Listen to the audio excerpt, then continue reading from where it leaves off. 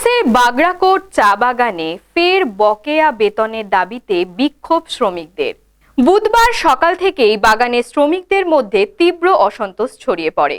দীর্ঘদিন ধরে বেতন না পাওয়ার অভিযোগ তুলে কাজে যোগ দিতে অস্বীকার করেন শ্রমিকরা। পরিস্থিতি এমন জায়গায় পৌঁছয় যে কর্তৃপক্ষের ডাকা বৈঠকেও অংশ নিতে রাজি হননি তারা।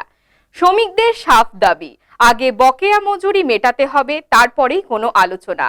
আন্দোলনকারীদের অভিযোগ, কয়েক মাস ধরে বেতন না পাওয়ায় চরম আর্থিক সংকটে পড়েছেন তারা।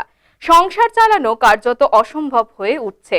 এই পরিস্থিতিতে সরাসরি বেতন পরিশোধের দাবিতে সবর শ্রমিকরা জানিয়েছেন, দাবি পূরণ না হওয়া পর্যন্ত বাগানের কাজ স্বাভাবিক হবে না। ফলে অচলাবস্থার জেরে চা বাগানের উৎপাদনও কার্যত থমকে রয়েছে।